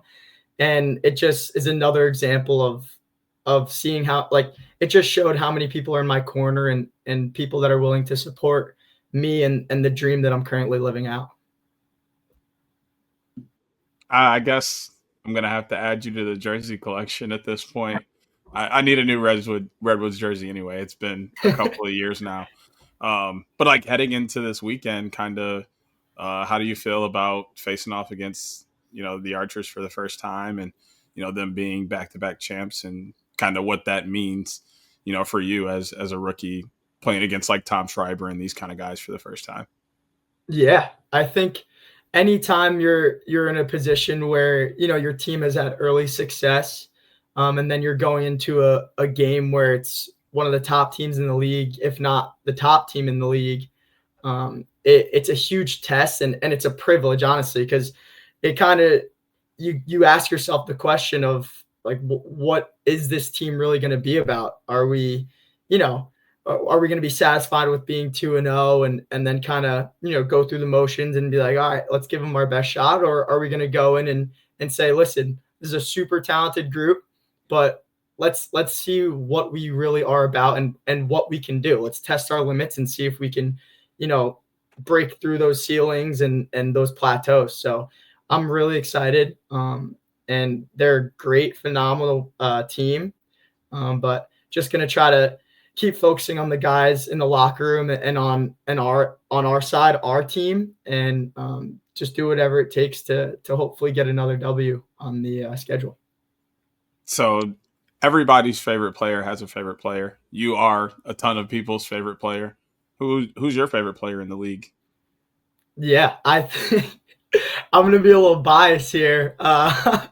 But, being able to watch Ryder Garnsey and his creativity has been unbelievable, and to see it live now is amazing. I think I'm a player that is very fundamental in terms of, I don't really make the flashy plays outside of my dodging ability. It's kind of just a little overhand release, sometimes sidearm thrown in there, but and then you look at Ryder, who's cradling with one hand, majority of the time. It's like, it's just such a different style of play, and it makes you appreciate the game even more, because it shows how many different variations and different playing styles are capable of competing at a high level. So being able to watch him has been awesome. So I'd say he's definitely one of those guys in that category. And you have watched your fair share of lacrosse. I know the PLL has been mixed in there. What have OC Chris Bocklett and head coach Anthony Kelly brought to the Redwoods team that's kind of allowed this offense to be a little more free and allow the ball movement to kind of speed up compared to the last couple of years? Yeah, I think the coaching staff as a whole has really just put emphasis right off the bat from the first meeting of just working on team camaraderie, and working on, like the word that one of the first words Coach Kelly brought up was love. And it was kind of just being able to build that chemistry and build loving relationships for each teammate, to the point where when he gets time to playing another team, like, you will literally do anything and put anything on the line for the guy to your left and right. So I think the locker room presence and the locker room feel was a main priority for the team and the coaching staff as a whole. And then when we were able to build that throughout training camp, the rest kind of followed. And I think that's why it looks like we're having so much fun out there, is because we genuinely are. And we're enjoying the time we're having with each other and playing with each other. Did you ever think you'd score on Blaze Reardon in the fashion that you did? Blaze is one of our guys. We love Blaze. But the diving goal in particular, just take me through that, where you're midair and you're going up against arguably the greatest goalie in the league right now. In your wildest dreams, did you ever envision that being a possibility? And, when that goal is happening, what's just going through your head as you hear that whistle go off that you score in that fashion against Blaze? Yeah, no, it was not on my bingo card for the year. I'll tell you that. So when I got to the top of the cage on that inside roll earlier in the game, and he stuffed me, I went to the sideline, and Coach Collins, our D coordinator, he comes up to me. He's like, "Hey, next time you get that opportunity, get across the cage, commit to the dive. So get across, finish in front of the cage." And what before he even said that, I thought of the same exact thing. But I was like, you know what? I mean, that just shows that that's the right move to do. So next time I got an opportunity to get underneath, didn't hesitate to just kind of leave the feet and get across the cage and finish on the far side. So credit, essentially, I'm saying credit to Coach Collins, because that was all his brains. But so yeah, that was kind of the mindset. And I know you brought up, your Team Puerto Rico teammates and everything. And I think, the way that lacrosse is such a medicine game, and, it is so multicultural. What does it mean to, represent Puerto Rico and be, a Puerto Rican lacrosse player, and, be able to represent that not only, when you're playing with Team Puerto Rico, but now to be able to represent Puerto Rico in the PLL? Yeah, it's massive. It's another example of just showing that, I'm playing for something more than just me, just my name and the name on the back of my jersey. So I first got involved with Team Puerto Rico in college, summer of 2022 with the U20 team, and then got to play summer 2023 with the men's team in San Diego. And there's just a lot of pride that's felt being able to wear Puerto Rico across the chest and represent my mom's side of the family. And now, like you said, being able to, represent that same group, but on the highest level in the PLL is it's a blessing. It's a blessing. And I've been getting so much love from, past teammates on the team and coaching staff and parents. And Puerto Ricans don't mess around. When you meet any Puerto Rican, you're like family off the bat. That's something I've learned. So that group and that support system has been phenomenal. So no complaints there. It's been awesome. And to kind of bounce off of that, when you didn't know where your lacrosse career was going to go before that call for training camp, was 2028 on your vision board to play for Team Puerto Rico in the Olympics if the opportunity arose? And now that, you're continuing your pro career and everything, is that something that, you want to achieve now? Is 2028 be in LA and represent Puerto Rico on the Olympic stage? Yes, definitely. It was something even prior to the PLL being, an option for me. It was something that, when I was playing with Team Puerto Rico for those two World Games, there's never a dull moment. Was having so much fun with the team and just playing lacrosse. So it's a no-brainer in the sense of wanting to continue, and then hopefully being able to make the Olympic stages is obviously another dream. So that was a no-brainer in the sense of me wanting to reach that, and now being able to continue playing at the highest level. It's going to just make me in better shape and put me in a better position to potentially reach that goal. So definitely that's hopefully in the cards. What's your favorite pregame meal or go-to pregame meal? Yeah, I'm a simple guy, honestly. I'll go like grilled chicken. My preferable would be grilled chicken, some white rice, and then get some broccoli as well to get the greens in, make me feel healthy. So that'll be probably the main thing. And then in terms of hydration, just a water, like a Gatorade Zero, maybe a Pedialyte. That's it. Simple man. There's rookie duties like there are on every team. Which one's the worst?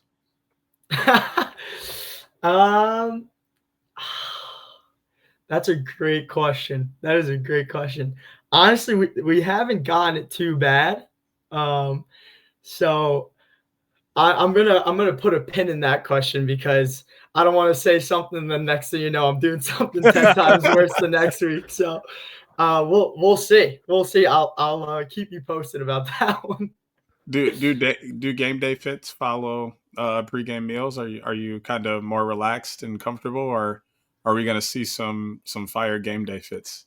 I have probably the worst fashion like known to man. I'm like a mesh shorts guy and just a regular like dry fit tee. But the past 2 weeks I've been wearing the Redwoods polo with some decent either shorts or pants on. So might just keep that going. Who knows though? Maybe I get a little dangerous week 3. I don't know. We'll see. Well, for now, I say don't fix what ain't broke. So maybe polo is the rock.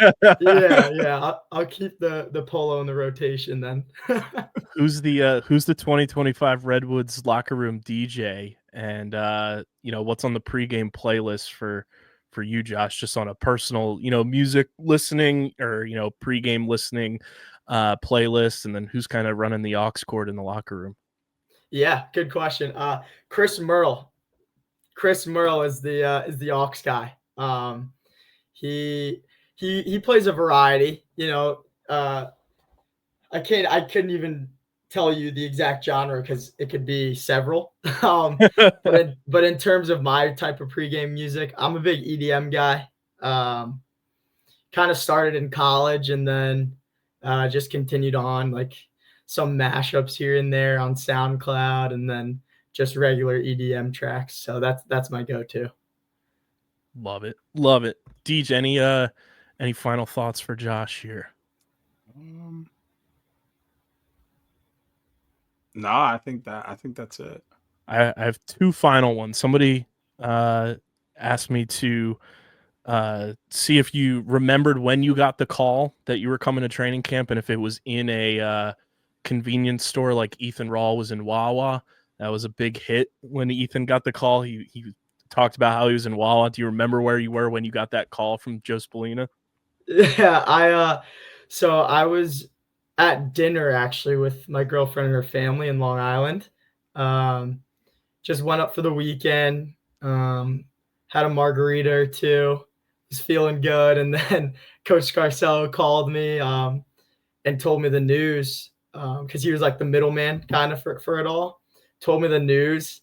And when I tell you, like the rest of that dinner, I cannot think straight. I was like trying to have conversations and I was just like so ecstatic that like I was just rambling. My head was going crazy. So not as cool as a Wawa, but one I'll remember for sure. And then I just have a request. Obviously, your PLL website listed height is 5'7". I need a photo of you and Cole Kastner together by the end of the season.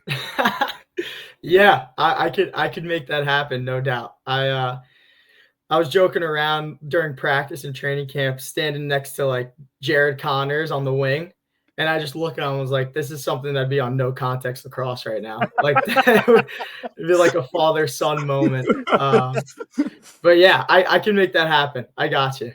Yeah, you and Kastner just recreate like the Step Brothers movie poster together. Like he's got his hands on your shoulders or something. Yeah, exactly. It literally looks like U14 travel ball. where like kids have hit puberty and other ones haven't. Yeah, So like, exactly. they're like 6'3" and other kids are like 5'5", and they're like, Exactly. he's not 14. Exactly. I'm like, yeah, he is. Yeah. So also keep your head on a swivel around Bryce Young. We have a running theory that he hates the short kings. So we love Bryce. or under is in danger. We love Gotcha. Bryce, but there's just this weird complex that anytime he sees anyone under the height of 5'10", he's like a bull seeing red, just ready to rock and roll. All right, I'll be ready. I'll be ready. Josh, best of luck this weekend. Excited to see you in Philly, and everybody go buy Josh's jersey. Keep that thing at #1 and keep doing your thing, man. We're big fans and want to keep seeing you succeed. So keep rocking and rolling, brother. Thank you so much. It means a lot. I appreciate you guys taking the time. Absolutely. Roll Woods. Roll Woods, baby. Let's go.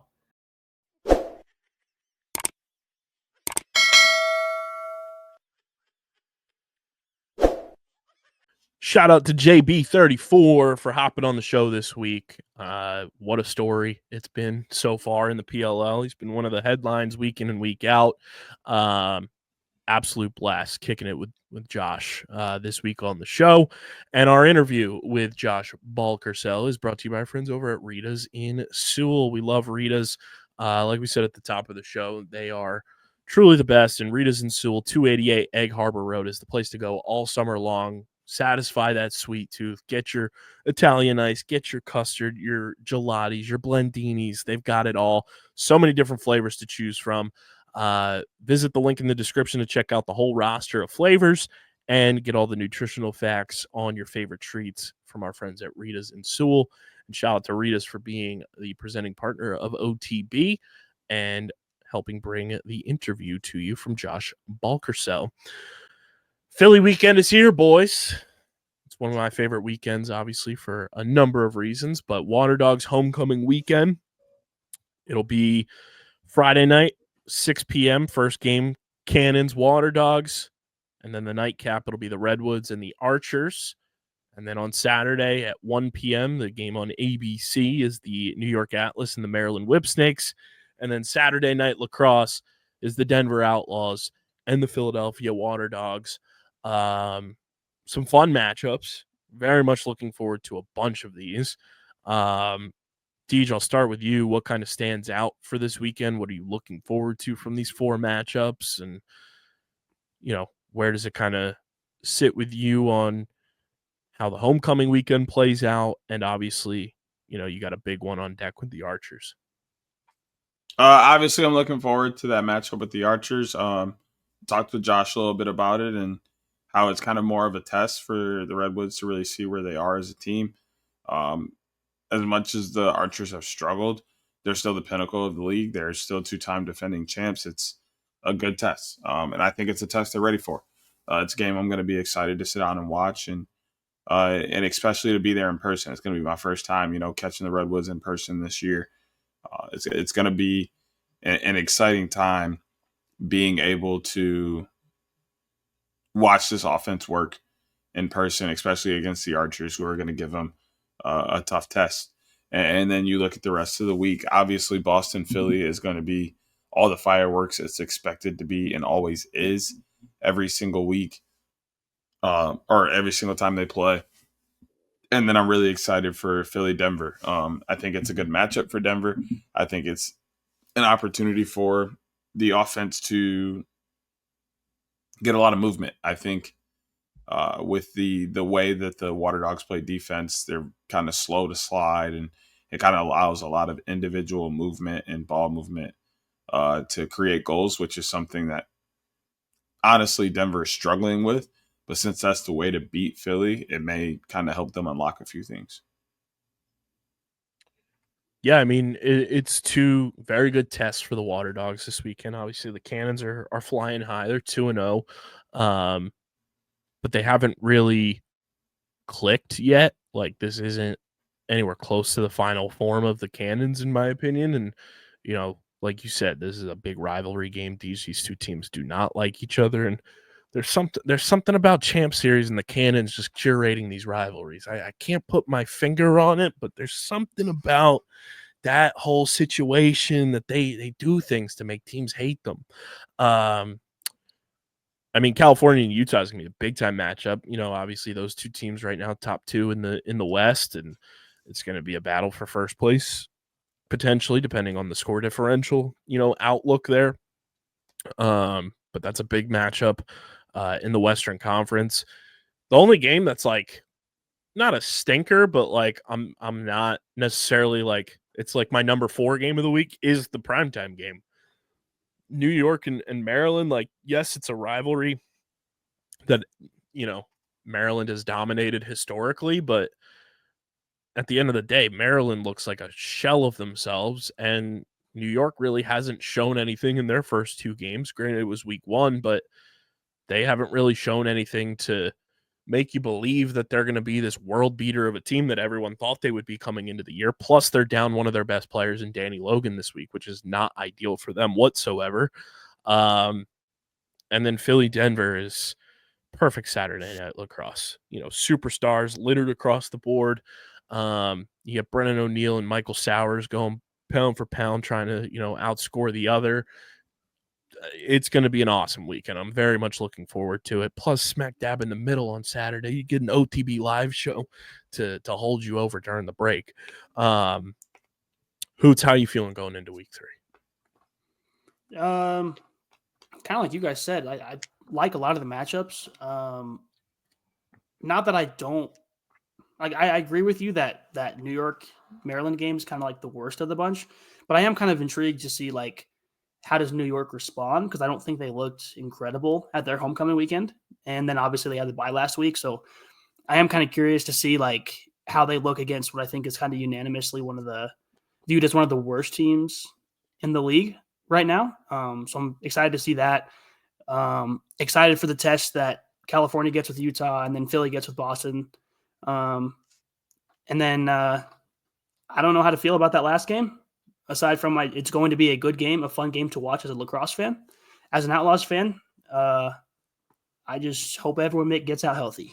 So I can say. I mean, we could see a shit ton of shakeup in the standings depending on how some of these games unfold, which is exciting to have that already in week 3. There's no clear-cut team out in front really in either conference yet. Obviously, California's undefeated and Boston's undefeated, but Philly winning last week was huge, and Utah is 1-1, and we haven't even really seen their final form of offense just yet. So it's going to be an exciting weekend. I'm very much looking forward to all of these games, obviously, but like we said, the Whip Snakes have kind of put a damper on the way that they play lacrosse right now, and it's a tough watch. But I think, obviously, if you're going to be in Philly and you have it, you got to rep OTB. Get your official Outside the Box podcast merch from our official merch partners at PHI Apparel Company. Guys, we want to see OTB merch flooding the stands at PLL weekends all year long. If you get OTB merch and you wear it to a PLL weekend, snap a photo of yourself. We'll repost it everywhere. We want to see everybody rocking OTB out and about this PLL season. Go to phiapparel.co to get your official Outside the Box podcast merchandise. And when you go to checkout, use code Underground to get 10% off your next merch order. Again, that's code Underground for 10% off your next merch order at phiapparel.co. Stand out in the crowd with the official merch partner of Underground Sports Philadelphia. Boys, I think without any further ado, we head on over to the pick pond as well, and we deliver some picks of the week, feed some ducks. It's the official PLL Philly Picks of the Week, brought to you by Kenwood Beer, the official beer partner of Underground Sports Philadelphia. It's a refreshing light beer, just 4.1% ABV, 120 calories, just 8 grams of carbs. You guys can go to kenwoodbeer.com, use the Kenny tracker to see who's got Kenwood Beer on tap in the Philadelphia, New Jersey, Maryland, Pittsburgh, and Delaware areas. You can also find Kenwood Beer at your local liquor stores in those markets. Again, that's kenwoodbeer.com. Must be 21 or older to do so. And please drink responsibly. We start Philly and Boston, ESPN Plus, 6 p.m. Eastern Time. Deej, I'll start with you. How do you see a nice little Northeast rivalry shaking out on Friday night? Let me make sure I got this correct. And before you dish out your pick, Deej, you and I are 5-3. Hoots is 4-4 after last weekend. I picked. Yep, I went with Boston. I thought that their offense has looked good so far this year. Obviously, Colin Kirsch has played good between the pipes, and Zach Tucci has given them good play between the middle of the field at the stripe, and that rope unit's played well. So it's kind of just one of those situations where they're playing good ball, and they kind of have to give me a reason to pick against them. Hoots, who you got? I'm going with Boston as well. Not that I don't think that Philly will give them a good fight, but I think Boston kind of having the same group as last week for the second consecutive week is big for them. And as much as I love like what the Water Dogs have this year, I want to see them kind of push this team to the limit just because I kind of view Boston right now as the early favorite. I'm going with the Dogs to get a dub. Homecoming teams are 2-0 in their first game, so I'm using a little bit of just analytics there for that pick. But I also just like what I saw from the Water Dogs on offense, like fluidity. I liked what I saw from Stathicus, and I think if you did one of those internet tier listing, graphics, I think Stath and Tucci are kind of on a similar tier of face-off athlete. So I think it's going to be a battle at the stripe, which will be a lot of fun. And I was impressed by what I saw from the Water Dogs defense. Obviously Ben Randall's back there, but Kenny Brower in his debut looked like the part and looked like he belonged. And Marcus Hudgens, who we talked about earlier, has been phenomenal since he made his debut in Philadelphia this time last year. And I think it's going to be a bloodbath type of game. I think that it's going to be back and forth. It's going to be a potential high-scoring game. It's going to be very close, but I'm going with the Water Dogs to keep the trend rolling and homecoming teams getting a win on day one of the weekend. We move to 8:30, Archers, Redwoods. Hoots, I'll start with you. How do you see this one playing out in the West? I said last week on this show that if the Redwoods got the dub, I would start to believe. So I'm keeping my word this week, even though it was tempting to take Utah, and I'm taking California. I just don't think we've seen enough from Utah so far to make them like an automatic pick. And I like what the Redwoods have been doing. I thought Dylan Malloy has been great over 2 weeks. I think the offense is buzzing. So I think they're just going to have to start being my auto pick every week until proven otherwise. Yeah, I'm going with the Redwoods as well. Like you said, it was tough to kind of like pick this game to a degree, but I think once again, Brett Dobson being on the injury report, it was a huge factor for me. He still played relatively well, but you could tell once he got injured again or showed signs of injury, he was not the same goalie against the Cannons. You don't know how healthy Grant Ament is. Mac O'Keefe hasn't gotten going yet.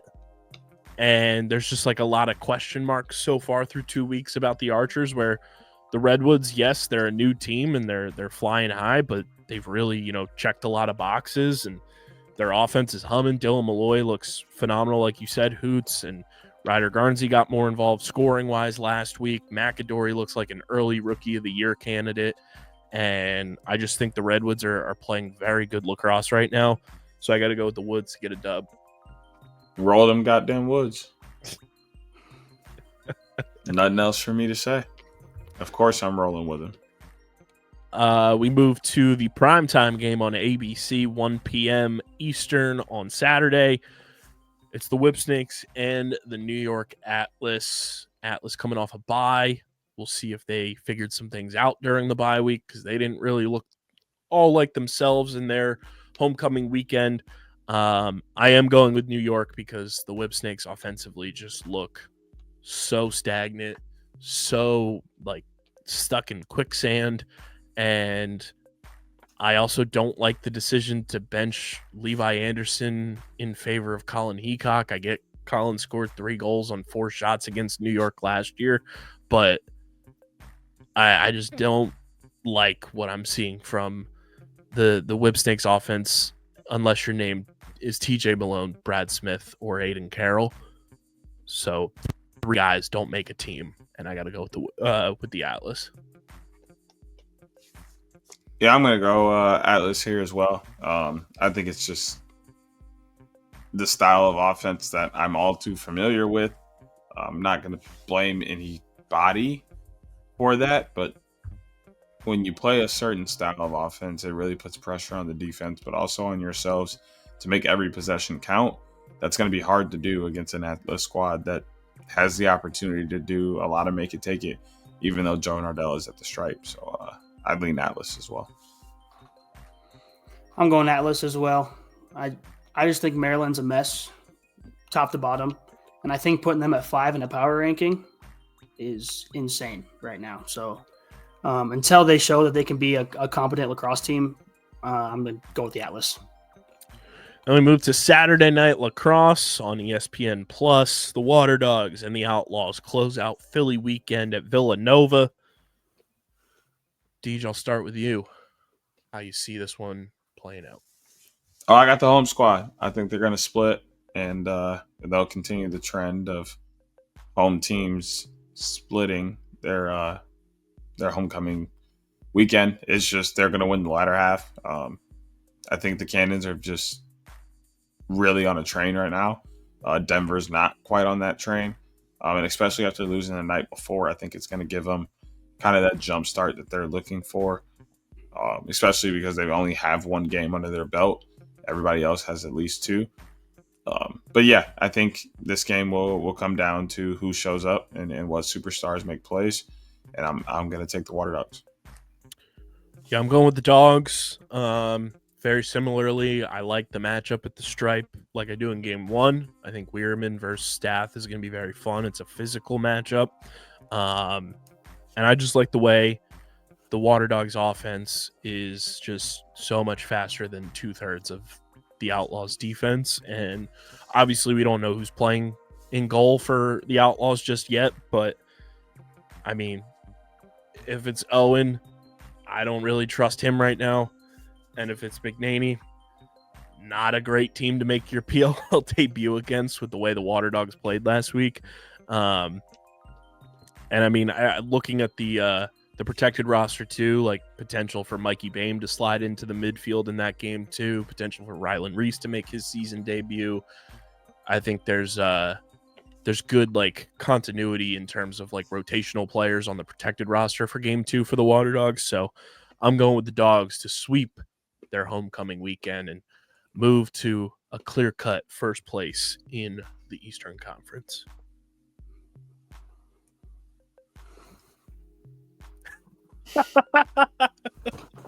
Let's go. That's all I have to say.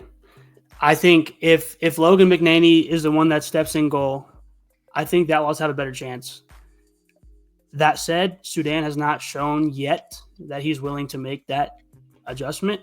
So I don't think it happens this week. And because of that, I don't see them pulling this off again. Like I said, if they're going to have to show me some type of capable lacrosse before I pick them moving forward. So there it is. Your week 3 Philly PLL picks of the week brought to you by Kenwood Beer. Game 1, I'm going with the Dogs. Deej and Hoots are going with the Cannons. We all have the Redwoods. We all have the Atlas. And then in game 2 for the Dogs, we all have the Dogs over the Outlaws. And those are your week 3 PLL picks of the week brought to you by Kenwood Beer.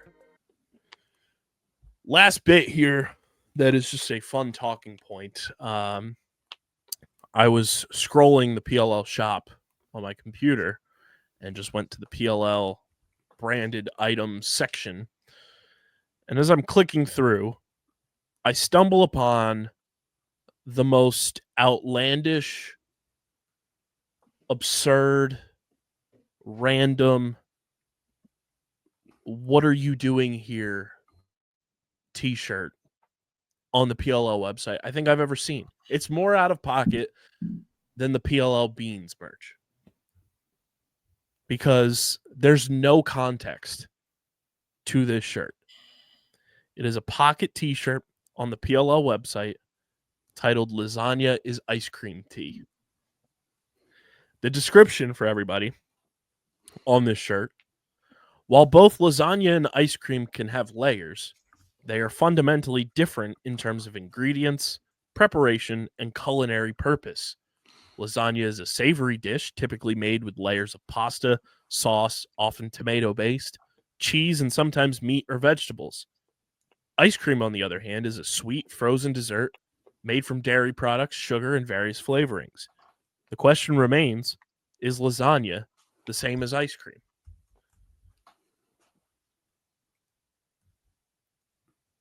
It is our mission this weekend, Deej, to find our people who work for the PLL and get the lore of how this shirt came to be, whose concept it was, and then also to find out how the hell is the 2XL size sold out on the website. I sent this to both of you, and my brain was perplexed. I used the term, my brain was in a pretzel, and Deej said, damn, pretzels sound good right now, too. And he said this was a shirt that was so on brand for him because he loves lasagna and ice cream, as do I. But the fact that this pocket t-shirt and the design is just lasagna is ice cream, and it's like a combination of lasagna and ice cream on a spoon, and it looks like it's embroidered on the pocket. I am so confused as to the origin of this shirt came to be, and something tells me RJ is behind this. I could see that. This is an I RJ could definitely see RJ being all over this. This is this is one of two people. It's RJ or it's Liam. One of those two. And I'm just so like Hoots said it felt like I stumbled upon a hidden documentary on the website. Because how did this come to be? I am just so baffled, and I need to know the origin of lasagna as ice cream. That should just be the title of this episode. Get it on the people's radars. Lasagna as ice cream. I'm here for it. I'm just so blown away that this is on the PLL website. Because it looks like something that like you'd see on like Urban Outfitters or PacSun. As a former PacSun employee, I would know all too well. But the fact that this is on the PLL website, and there's no PLL branding on the shirt either. This is None such whatsoever. an inside the walls of PLL HQ inside joke that we are going to be on an ultimate journey to find the origin of this shirt this weekend. We're going to get pushed off by so many people. Like, they're just going to be handing us off. Like, oh, go talk to this person. Go talk to that person. Well, you know who will potentially have the answer? Mike? Or get us the answer? No, it's Grace. Yeah. That's gonna be question as soon as I see Grace on Friday. So Grace, lasagna is ice cream. Tell me everything you know. She's like, oh my god. And then I'm gonna put my phone up on the voice recorder and be like, this is on the record, by the way. We're like doing a 60 minutes documentary on lasagna as ice cream. We have the that audio. would kind of hit. You just start hearing the tick, tick, tick, tick, tick, tick, tick, tick, tick, tick. I used to hate that show. It was because it was the signal of NFL football was done for the day. Oh, that, and I think it was boring. Well, yeah, because we were kids, and then it was like, ew, the news. Yeah. And then the next day was Monday. It was like, ew, I have to go to school. Yeah, probably. But yeah, lasagna is ice cream. What a concept. It really feels like it was accidentally put up there. Like it was supposed to be like a side, like for friends and family type deal. Right. Somehow you just found it. Like, and you're I'm gonna ask them, and they're gonna be like, "How'd you find this?" I'm so tempted to like buy this shirt right now so that I have it before it gets taken down from the interwebs. But idea. I'm also just confused as how the 2XL is sold out, and it's the only size that's out of stock. Maybe they didn't make them in 2XL. Or it's just like it's meant for big backs only. I mean, it is lasagna and ice cream. That's some big bag shit. Matt Rambo once said, thick boy summer. This is just the next iteration of thick boy summer t-shirts. Yeah, Beds Boy Summer. Whoa, shots fired. Ra-ta-ta-ta. Just saying. But if you got this far in the episode, leave a comment in the comment section that just says hashtag lasagna is ice cream. Because then we'll know the real ones got to this point. Fun show. Once again, thanks to Josh Balcarcel for hopping on the show with us this week. We are going to work diligently this year to get more players on the pod. I know it's been few and far between, but we've had some interesting guests over the years, over the past season, I should say. From Sean and Justin Merriman to Sammy Adams to DJ's White Whale and Matt DeLuca, who was our last player guest, excluding Wings Media Day interviews. So we will be working to get some more player interviews throughout the season. Drop a comment in the comment section or leave us a voicemail, speakpipe.com/OTBLaxPod, with players you want us to try to reach out to and get on the show, because we are open to reaching out to literally anybody. Make sure you guys are following us on the socials at OTBLaxPod. We are going to have intern Jacob going around and interviewing all the 12-year-olds running around with their PLL mini sticks in the Premier Zone, doing man on the street type videos as he takes in his first PLL weekend ever. So make sure you're following us at OTBLaxPod. Follow DJ at SCS_NextGreat. Follow Hoots at Hoots Sports Media. And also we have another photographer for Friday's games joining us this weekend. So be sure to, I want to pull up his actual handle here for the people so you can follow him on Instagram, because he's going to be shooting Fridays 2 games for us. He is at RJ Clip That, Ryan Tessier on Instagram.